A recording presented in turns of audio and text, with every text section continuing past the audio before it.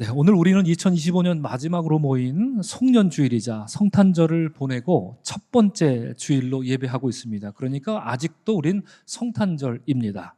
이날은 지난 한 해 동안 주께서 베푸신 은혜를 기억하고요, 새해를 맞기 전에 털어내야 할 허물과 죄를 고백하는 날이기도 하고요. 또한 지난 12월 25일 성탄 축하 예배로 감격하며 기뻐한 것에 이어서 성육신으로 우리에게 오신 주님의 사랑과 자비를 더 깊이 묵상하며 감사하는 2025년에 허락된 마지막 주일이기도 합니다. 이런 점에서 저는 오늘 여러분과 함께 아버지 저를 인간으로 여기십시오라는 좀 생경하고 무슨 제목일까 하시는 분들이 많을 텐데, 이 제목으로 여러분들과 주님의 성육신에 대해서 은혜를 나누고자 하는데, 우리 다 같이 한번 설교 제목 함께 읽겠습니다. 시작. 아버지 저를 인간으로 여기십시오. 네, 영국의 저명한 기독교 사상가 C.S. 루이스, 제가 종종 인용하죠. 이분은 성육신 사건, 여러분 하나님이 이 예수님의 성육신을 언제 계획하셨을까요? 뭐 학자들마다 대답할 게 좀 다르겠습니다만, 이분은 하나님이 아주 오래전부터 계획하셨는데 하나님의 선택으로 인해서 이 성육신 사건이 시작되었다, 이렇게 말합니다. 이 사건은 구약 성경 아브라함에게까지 거슬러 올라가는데, 하나님은 하고 많은 사람 중에 갈대아 우르라는 이 변방에 살던 아브라함을 택하셔서 이스라엘 민족을 이루게 하셨던 것입니다. 그것이 성육신 사건의 출발점이라고 이분이 이렇게 이야기를 합니다. 아니, 아브라함이 무슨 성육신과 관련이 있나 이렇게 생각하실 분이 아마 계시지 않을까 싶기도 합니다.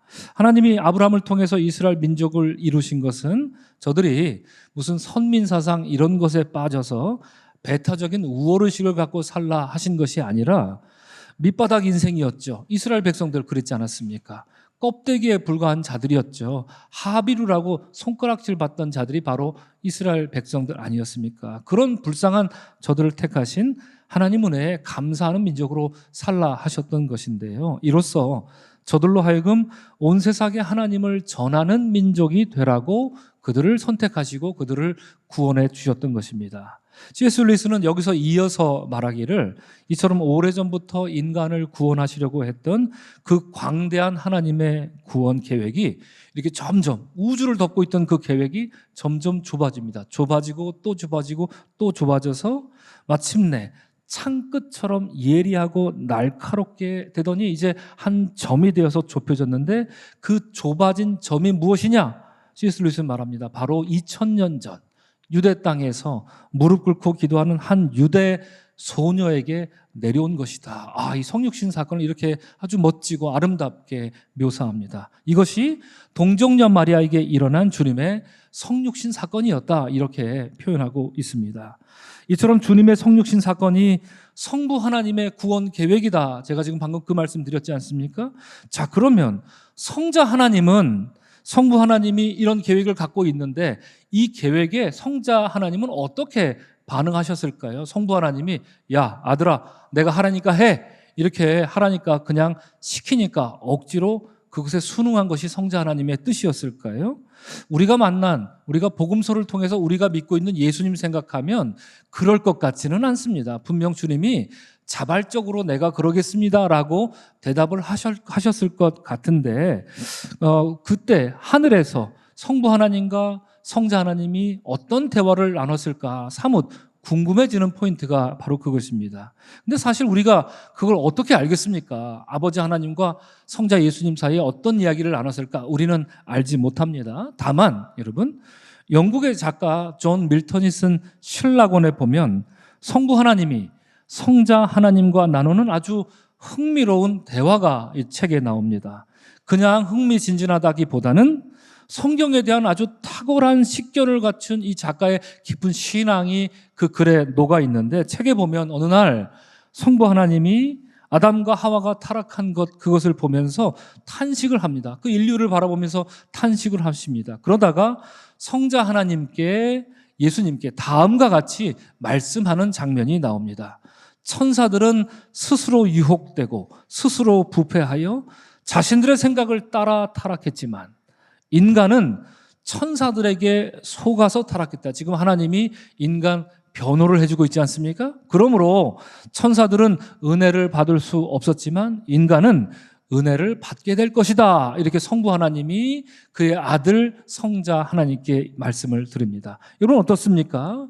존 밀턴은 천사와 인간을 다르게 생각하시는 하나님 마음을 우리에게 이 문장을 통해 적어주고 있는데, 사실 성경도 성경이 말하는 천사가 무엇이냐, 성경이 말하는 인간이 무엇이냐, 천사와 인간이 뭐가 다르냐라고 말할 때 바로 이 문장과 거의 흡사하게 우리에게 말해주고 있습니다. 천사는 하나님의 은혜의 대상이 아닙니다. 그러나 인간은 비록 천사보다 조금 못합니다. 그러나 하나님은 그런 인간을 긍휼의 눈으로 바라보시면서 끝까지 은혜를 베푸신다. 이것이 성경이 우리에게 말하고 있는 천사론 그리고 인간론이었던 것입니다. 자, 그런데 한 가지 문제가 있습니다. 한 가지지만 이게 굉장한 치명적인 문제점을 안고 있습니다. 우리 하나님은 우리가 믿다시피 정의와 공의로우신 하나님이시기 때문에 죄를 범한 인간은 그에 합당한 판결과 그리고 처벌을 받은 뒤에라야 용서를 받는 것, 이것이 하나님 정의와 공의에 맞는 과정입니다.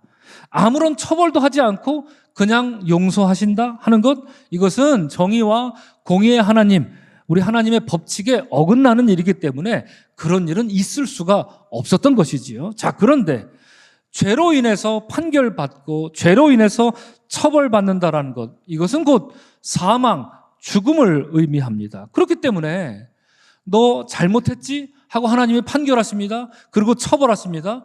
죽습니다. 사망이 왔습니다. 그럼 그 다음에 사망이 온 인간에게 이제 용서해 줄게, 이러면 이게 무슨 의미가 있겠습니까? 이런 좀 어려움이 생긴 거죠. 그러면 어떻게 해야 하겠습니까? 무슨 다른 방법이 없겠습니까? 이런 진퇴양난을 안고 성부 하나님은 독생자이신 성자 하나님께 다음과 같이 조용히 말씀하십니다. 하지만 인간이 살 수 있는 한 가지 방법이 있긴 하다. 그것은 어떤 제3자가 인간 대신 죽음으로 대속하는 것인데, 다만 그는 그렇게 할 수 있는 능력이 있어야 하고, 굉장히 중요한 포인트죠. 의지도 있어야 한다. 이 천국 전체에 그런 귀한 사랑이 어디 있을꼬? 하나님이 이렇게 쭉 둘러보십니다. 하나님이 이렇게 물었지만 하늘의 모든 성가대는 말없이 서 있었고 천국에는 침묵이 흘렀다. 이렇게 말합니다. 이렇게 하나님이 어떻게 하면 이것이 해결될 것이 방법까지 제시했지만 천국에 있던 그 어떤 천사도 제가 그걸 하겠습니다, 이러면 됩니다라고 방법을 제시하는 이가 하나도 없이 침묵이 흘렀다. 노래하던 천사들이 입을 꼭 다물고 침묵이 천국에 흘렀다라는 그런 이야기입니다. 여러분, 지난절 대림절 특별 새벽 기도회 때 우리 마지막 날 대림절 특별 새벽 기도회 제목 혹시 기억하십니까? 그리고 제가 마지막 날 강조했던 것이 있습니다. 그거 무엇입니까? 구약 성경 룻기에 나오는 룻과 보아스 이야기로 기업 물을 자에 대해서 나누었습니다. 기업 물을 자는 어떤 사람입니까? 누군가 빚을 지면 그걸 대신 갚아주는 자가 기업 물을 자입니다. 우리 예수님이 기업 물을 자로 우리에게 오신 것이었죠. 그런데 우리가 그때 새벽 시간에 나누었던 것처럼 아무나 그럴 수 있는 게 아닙니다. 그냥 전혀 상관없는 사람이 내가 기업 물을 자 되겠습니다 한다고 할 수 있는 게 아닙니다. 기업 물을 자가 되려면 4가지 조건을 갖춰야 한다, 그 말씀을 새벽에 들었는데 그것이 무엇입니까? 첫째, 가까운 친척이어야 합니다. 그래서 예수님이 하늘에 계신 분이 우리와 가까운 친척이 되시기 위해, 형제가 되시기 위해 육신을 입고 이 땅에 내려오신 것이지요. 또 경제적 능력이 있어야 됩니다. 내가 기업 물을 자 되겠어, 내가 갚아주겠어 했는데 알고 봤더니 돈이 없네?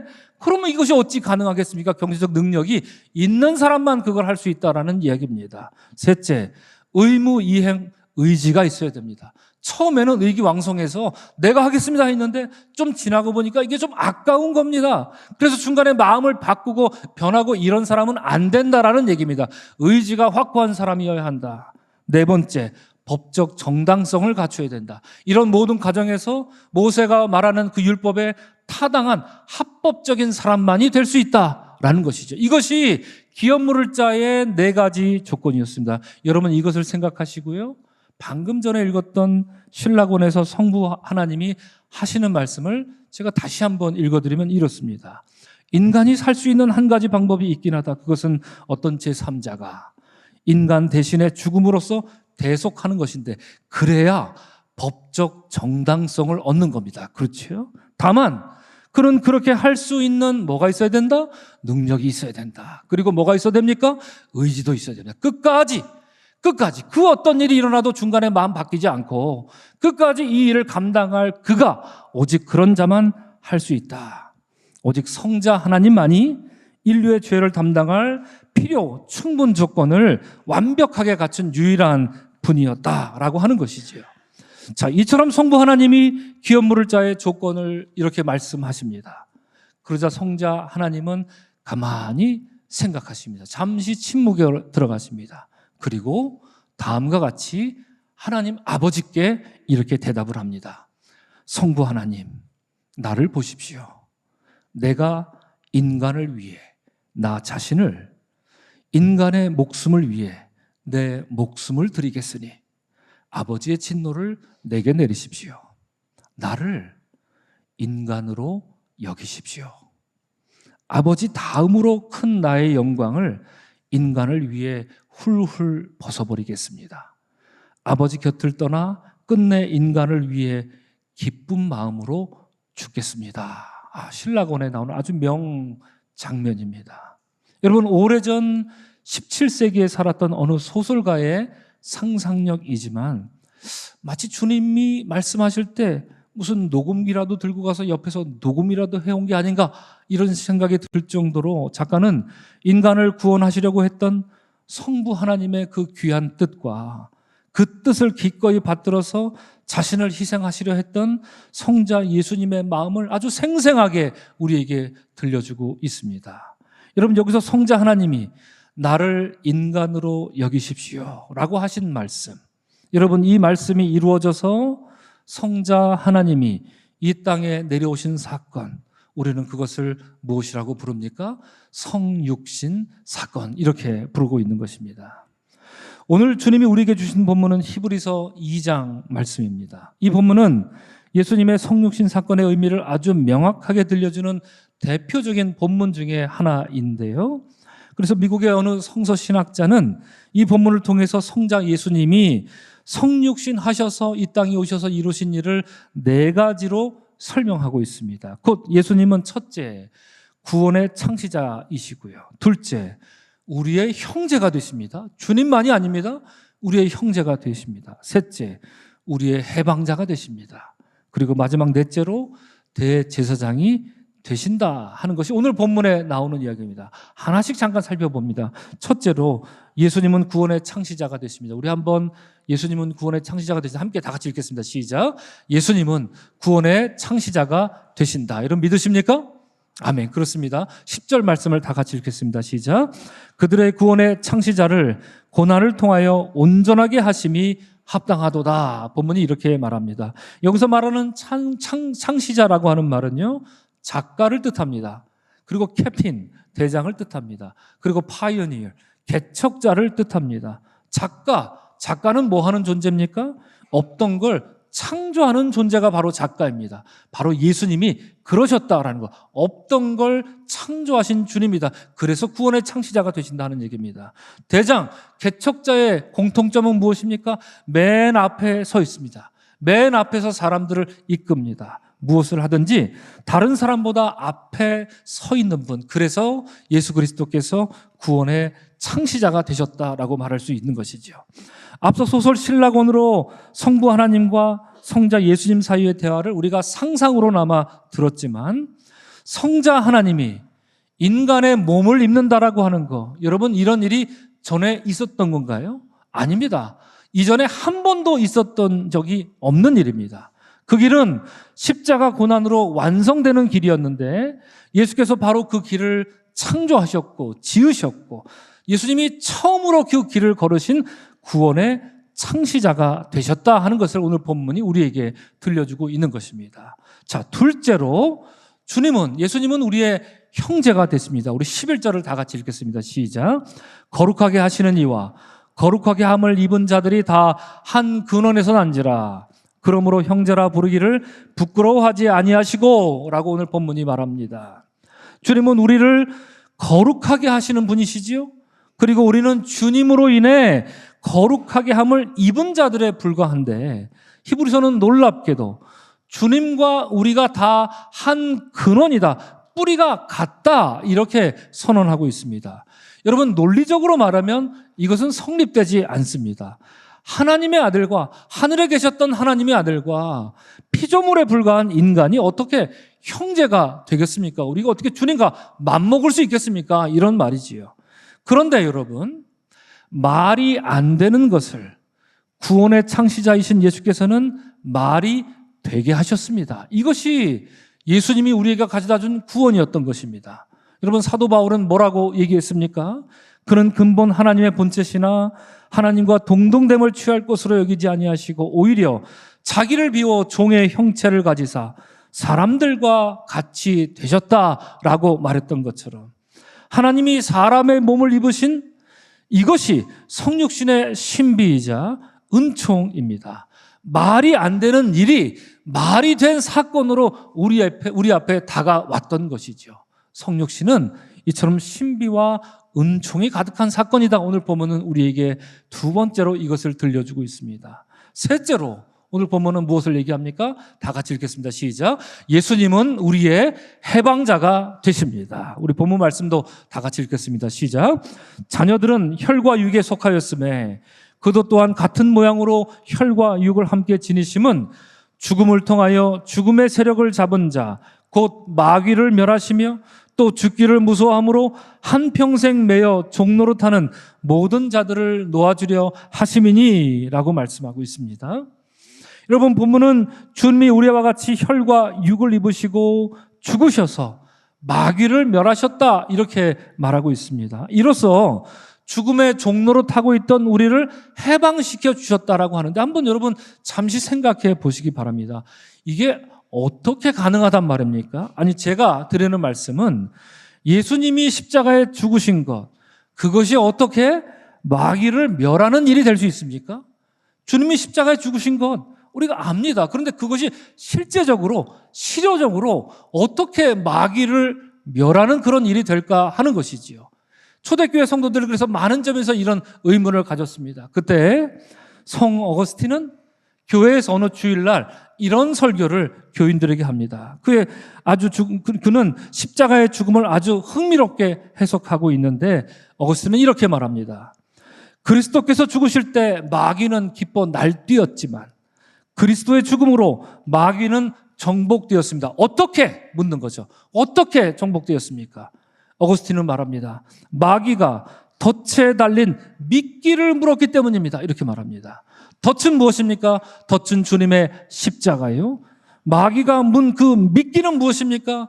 주님의 죽음이었다는 이런 설명입니다. 무슨 말입니까? 이제껏 마귀는 모든 인류를 꽉 물고 있었습니다. 인류를 사망 가운데 헤어나지 못하도록 이렇게 하고 물고 있었단 말입니다. 그런데 하나님의 아들이 내려오신 거죠. 십자가에 달려 죽은 겁니다. 그때 하나님의 아들 내가 저놈을 물어버리리라 하고 우리를 물고 있던 그 입을 놓고요. 예수님을 꽉 깨물었다는 얘기입니다. 그래서 예수님을 물어 죽였다라고 하는 것이 어거스틴의 설명이었던 것입니다. 우리가 짐승 키우는 분들 아시지 않습니까? 이렇게 음식을 주면 그거 먹지만 더 맛있는 거 주면 어떡합니까? 그거 놔버리고 더 맛있는 거 덥석 묻는 그런 강아지들, 우리 애완견들, 우리 반려견들 있지 않습니까? 바로 그런 장면으로 어거스틴은 예수님의 십자가 사건을 해석하고 있습니다. 마귀가 아담과 하와를 속여서 인류의 타락이 시작되었지만 십자가에 달린 주님 앞에서 마귀는 스스로 속아 넘어갔다 하는 얘기입니다. 하나님의 아들을 죽였다는 그 미끼를 덥석 물었지만 결국 마귀는 십자가의 덫에 붙잡혀 멸망했다 하고 어거스틴은 우리에게 들려줍니다. 이로써 주님이 모든 죄인을 사망으로부터 해방시켰다 하는 것입니다.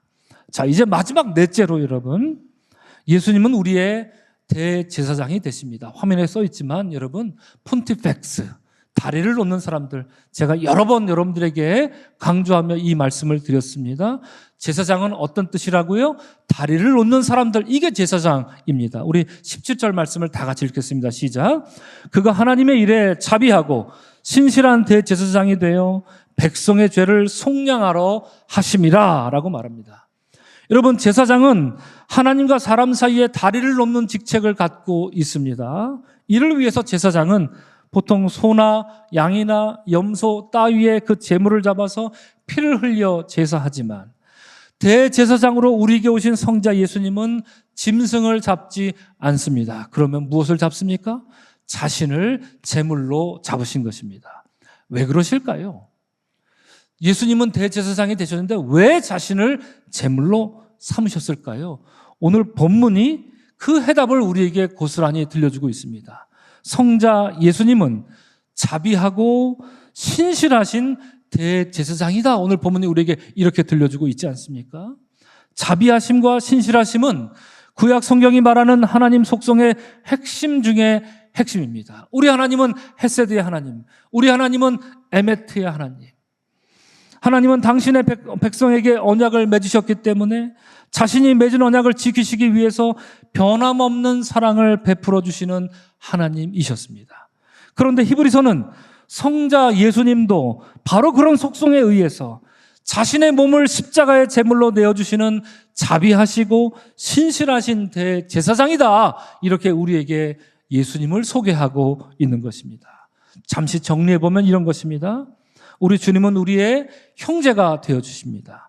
주님은 우리의 해방자가 되어주십니다. 주님은 영원한 대제사장이 되어주십니다. 이를 위해서 성자 하나님은 아버지, 저를 인간으로 여기십시오라고 성부 하나님께 간청하셔서 성육신 하셨고요. 이러한 완벽한 사역을 통해서 주님은 구원의 창시자가 되었다. 오늘 히브리서 말씀은 우리에게 이 이야기를 들려주고 있습니다. 사랑하는 성도 여러분, 성자 예수님의 성육신 사건은 창세 이래로 단 한 번의 사건이었습니다.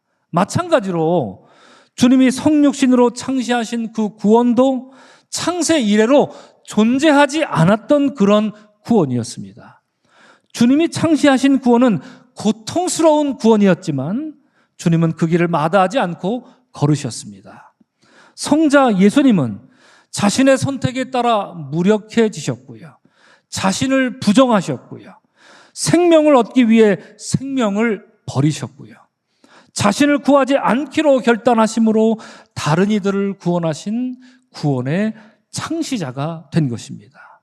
우리 주님은 악에 동의하지 않으셨지만 악의로 인해 빚어진 모든 결과를 온통 짊어지셨다라고 우리가 말할 수 있는 것입니다. 여러분, 고린도후서에서 사도 바울은 이런 말을 합니다. 우리 다 같이 한번 읽겠습니다. 시작. 하나님이 죄를 알지도 못하신 이를 우리를 대신하여 죄로 삼으신 것은 우리로 하여금 그 안에서 하나님의 의가 되게 하려 하심이라, 이렇게 말합니다. 여러분, 이게 무슨 뜻입니까? 저는 성경 말씀 중에 이 말씀이 제일 어렵습니다. 그리고 일부분 동의할 수 없기도 합니다. 이 말씀에. 왜 그럴까요? 여러분, 바울은 지금 죄 없으신 주님이 우리를 위해서 뭐가 되셨다라고 말합니까? 우리가 보통 아는 바울의 고백은 죄 없으신 주님이 우리의 죄를 대신 담당하셨다라고 보통 이렇게 권면합니다. 그런데 고린도후서 본문에서는 뭐라고 얘기합니까? 죄 없으신 주님이 뭐가 되셨다? 그냥 말씀하십시오. 네, 죄가 되셨다라고 말합니다. 주님이 죄가 되셨다. 바울이 지금 이 얘기를 하고 있는 거예요. 여러분, 동의할 수 있습니까? 지금 바울이 제정신으로 한 말입니까?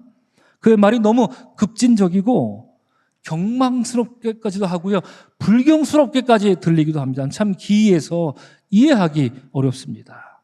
하지만 그것은 사실입니다. 죄 없으신 주님이 죄가 되셨습니다. 이를 위해 예수님이 성부 하나님께 뭐라고 말했던 것인가? 아버지, 저를 인간으로 여기십시오라고 신라곤에서 그렇게 말했던 것 아닐까 싶습니다. 여러분, 초대교회 성도들은 이러한 주님의 은혜를 뭐라고 불렀느냐? 복된 죄라고 불렀습니다. 죄가 없으신 분이 죄가 되셨기 때문에 그랬습니다. 죄가 없으신 분이 심판받았기 때문에 이렇게 불렀습니다. 오 복된 죄야. 그로 인해 죄로 번복된 심판받아야 할 우리가 심판받지 않고 구원받았기 때문에 초대교회 성도들은 할 일 없이 오 복된 죄야, 이토록 위대하고 크신 구속의 주를 얻게 하셨도다, 이렇게 죄를 찬미하고 있는 겁니다. 아이러니하게도 말입니다. 우리 주님이 이를 위해 이 땅에 오셨다 하는 것이지요. 이것이 바로 주님이 창시하신 전에 없고 앞으로도 없을 구원의 창시자가 되신 것입니다. 사랑하는 성도 여러분, 오늘 우리는 히브리서가 전한 성자 예수님의 성육신에 관해 나누었습니다. 그 사역은 성부 하나님과 성자 하나님 사이에 나누신 천상의 대화에서 비롯되었을 것인데, 사실 우리는 그 내용을 알 수 없지만 밀턴의 신라관을 통해서 잠시나마 상상해 볼 수 있었습니다. 성자 예수님은 성부 하나님께 이렇게 말씀하셨지요. 아버지, 저를 인간으로 여기십시오. 정말 그렇게 말씀하셨을 것만 같습니다. 떨리는 그 음성으로, 예수님의 음성으로 모든 것이 시작되었고 그것이 십자가와 부활로 완성되었습니다. 성부 하나님도 성자 예수님도 우리를 사랑하신 것입니다. 자, 그렇다면 여러분, 마지막으로 이 이야기 나누고 마치고자 합니다. 여러분, 이러한 은혜를 과연 누가 받아 누릴 수 있을까요? 어떤 사람이 이런 은혜를 받아 누릴 수 있겠습니까? 오늘 본문 16절과 18절에 그 해답이 나와 있습니다. 우리 다 같이 화면을 보시고 함께 읽겠습니다. 시작. 이는 확실히 천사들을 붙들어 주려 하심이 아니요 오직 아브라함의 자손을 붙들어 주려 하심이라. 그가 시험을 받아 고난을 당하셨은즉 시험 받는 자들을 능히 도우실 수 있느니라 말합니다. 여러분, 오늘 본문 히브리서는 아브라함의 자손, 곧 하나님의 언약 백성이 그 은혜를 누릴 수 있다, 이렇게 말합니다. 여러분, 설교 처음에도 말씀드렸습니다만 성육신 사건은 즉흥적으로 일어난 사건이 아닙니다. 오래전 하나님의 계획으로 시작되었고 그 계획은 아브라함을 비롯해서 이삭, 야곱에게로 이어져서 무수히 많은 언약 백성의 계보를 이어왔습니다. 그런 과정에서 분명한 것 딱 하나 있었습니다. 그것은 무엇입니까? 하나님은 언약 백성에게 복을 주시며 자비하심과 신실하심을 멈추지 않았다라고 하는 것입니다. 비록 그들이 천사처럼 완벽하기는커녕 훌륭하지 못했지요. 비겁하기도 했습니다. 주님을 배신하기도 했습니다. 실패로 넘어져서 상처투성일 때가 비일비재했습니다. 하나님의 언약을 그러나 더듬고 또 더듬어서 그 언약을 붙들고 씨름하려고 했던 바로 그런 자들에게 성경은 말합니다. 주님은 반드시 그들에게 은혜를 베푸신다 말입니다. 언약 백성에게 주신다라고 말입니다. 사랑하는 성도 여러분, 이를 위해서 주님이 성육신의 주님으로 우리에게 오셨습니다. 성육신으로 오신 주님이 여러분의 이름을 부르실 때 여러분 그 음성으로 기뻐하는 여러분이 되시기를 바랍니다. 2025년이 저물고 2026년 새해가 오기 전에 하나님의 언약 백성 된 사실을 회복하고 그 언약을 더욱 신뢰하는 여러분들이 되시기를 바랍니다. 주님은 여러분과 맺으신 언약을 반드시 지키시는 자비로우시고 신실하신 주님이신 것을 더욱 굳게 신뢰하는 여러분들이 되시기를 주님의 이름으로 축원합니다. 아멘. 잠시 주신 말씀 기억하며 기도하겠습니다.